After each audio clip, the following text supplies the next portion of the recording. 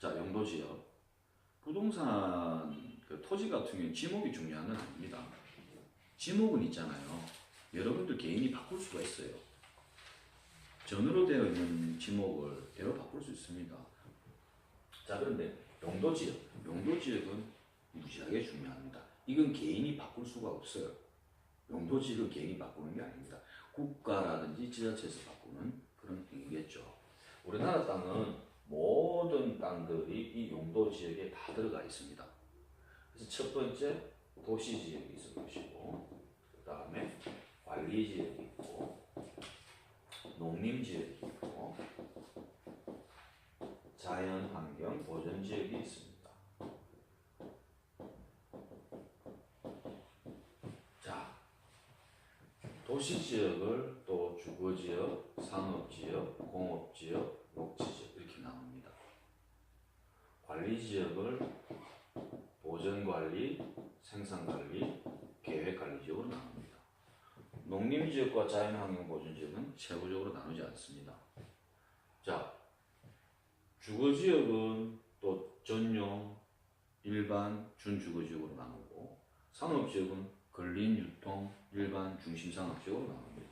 공업지역도 전용, 일반, 준공업지역으로 나눕니다. 녹지지역은 또 보전, 생산, 자연녹지 이렇게 나누거든요. 나누는데 우리가 토지를 투자를 해서 돈을 번다라고 볼 때 중요한 부분이 있는데, 자, 투자를 해서 돈을 번다. 그러면은 매수는 미완성에 있는 물건을 사서 매도를 완성해서 파는 거 아니겠습니까? 매수가 미완성해서 되고 매도가 완성해서 돼야만이 가장 큰 수익이 날 겁니다. 이거잖아요. 여러분들 개발에 의해서 개발 정보에서 뭐 돈을 많이 번다 맞거든요. 사실은 토지 투자에서 가장 매력적인 건 개발 정보가 있는 겁니다. 그런데 우리한테는 개발 정보가 없다라는 걸 인정하셔야 되거든요. 없습니다. 근데 미완성에 사서 완성이 된다라는 건 이 사이에 분명히 개발이라는 전제가 들어가지 않습니까? 이렇게 돼야 되겠죠, 그죠? 네? 그러면은 매수를 만일에 완성해서 완성된 물건을 매수를 하고 매도를 완성해서 판다면은 어때요? 이게 큰 이익이 날 것 같습니까? 큰 이익이 나지 않습니다. 완성이라는 부분은 이 가치에 비해서 가격이 반영이 되어 있다고 보시면 될 거 아니겠습니까? 그 완성이라는 곳은 어디냐 하면은 도시지역입니다. 맞잖아요. 도시지역은 다 완성대가 있잖아요. 그럼 여기 도시지역의 물건 토지를 사서 한다고 보면은 그냥 일반적인 가격의 상승 정도밖에 없겠죠. 이 정석을 말씀을 드리는 겁니다. 그러면은 우리는 도시지역은 사실은 투자에 있어서는 매력이 없어요. 일반적인 가격의 상승. 이렇게 생각하시면 됩니다. 택지를 우리 뭐 장주도 있지만 분양 하나 받았다 봅시다. 토지를 뭐 평당 한 500만 원 주거지역을 분양을 받았다. 토지 사면은 뭐 한 10년이든 20년이든 잘 지나면 한 10배 정도는 올라야 되는 거 아니야? 이런 식으로 생각하시는 분들 많거든요. 토지가 가지고 있는 속성이 차익이 많이 난다라는 걸 그걸 노리시고 하는데, 그러면 택지를 500만 원에 분양받아가지고 10년 후에는 평당 한 5천만 원 되겠지. 이렇게 기대를 가지시는 분은 없습니다. 가격은 올라가더라도 막 고작 물가의 어떤 상승분이라든지 이 정도밖에는 반영이 안 되거든요. 그렇다면 도시지역은 좀 배제를 해야 됩니다. 그리고 농림지역 한번 볼까요? 농림지역은 여러분들 예전에 절대농지, 상대농지 뭐 이런 식으로 이야기를 했잖아요. 물론 농림지역을 절대농지라고 하시면 안 됩니다. 요즘에는 좀 달라요. 절대농지라고 하는 개념은 농업진흥구역 또는 농업보호구역에 들어가 있을 때 그때 절대농지라는 개념으로 말씀하시는 게 맞을 것 같습니다. 실제로는. 근데 농림지역 어떻습니까? 절대농지로 되어 있는 땅을 사면은 투자의 목적이 좀 맞습니까? 가격이 좀 많이 올라갑니까? 안 올라가죠. 아시고 계시죠? 그래서 이건 좀 피하시면 됩니다. 그 다음에 이 용도 지역에 있어가지고 이 보전이라는 말 들어가 있잖아요.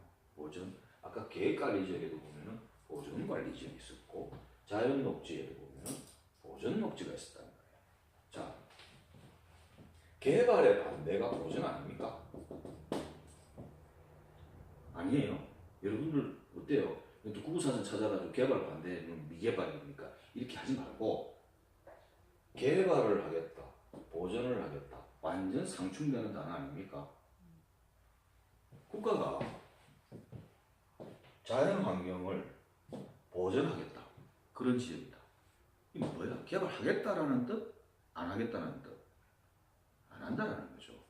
개발이 전제가 되지 않으면 이것도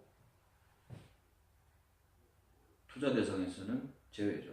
물론 이건 제가 단편적으로 말씀드리는 거죠. 이런 땅들을 사가지고 수익을 낼 수도 있습니다. 있는데 단편적이고도 이 정석적인 투자를 이야기한다면은 이렇게 풀 수 있다는 거예요. 그러면은 비도심 지역을 우선 선택해야 됩니다. 맞죠? 미완성이라면 비도심이죠, 그죠? 그렇잖아요. 비도심 지역을 선택해야 됩니다. 비도심은 도시 지역을 제외한 3개인데 3개 중에서 2개 빠지니까 관리 지역이잖아요. 관리 지역이 보존, 생산, 계획으로 나눠져 있다면은 어떻습니까? 계획 관리 지역에 뭐 체계적으로 관리해가지고 앞으로 도시화를 대비하겠다. 뭐 이런 등등의 말이 나옵니다. 계획 관리 지역이죠. 답이 나오는 겁니다. 이것 또한 그 하나만 가지고 계획 관리 지역이면 무조건 땅을 사면 됩니까? 그건 아닙니다. 볼 수 있는 요인은 엄청 많겠죠. 근데 누군가가 여러분들한테 땅을 사라고 할 때 용도 지역이 계획 관리 지역이라고 했을 때 그때 관심을 한번 살짝 가져보는 것도 괜찮지 않겠느냐. 다른 것도 따져봐야 되겠지만은 답은 나왔잖아요. 그러면은 용도 지역이 뭐예요? 하니까 자연환경 보전 지역입니다 라고 합니다. 그러면서 하는 말이 앞으로 이거 자연환경 보전 지역인데 용도를 바꿔가지고 뭐 아파트를 지을 거예요. 이런 등등 이야기를 한다면은 자, 어떻습니까? 용도 지역은 개인이 바꿀 수 없다라고 했죠? 물론 그 사람들이 정보가 있어가지고 뭐 그렇게 바뀔 수도 있습니다. 이 지자체라든지 국가가 바꾸는 거니까. 하지만 불가능하다라는 쪽에 무게를 둔다면은 안 하시면 되겠죠. 대부분 기획부동산에서 행하는 행동들이 이런 뭐 관리지역의 보전 관리지역이라든지 뭐 이런 땅들을 가지고 앞으로 좋은 일이 벌어질 것입니다 라고 해가지고 팔아먹죠. 그런 경우가 많습니다.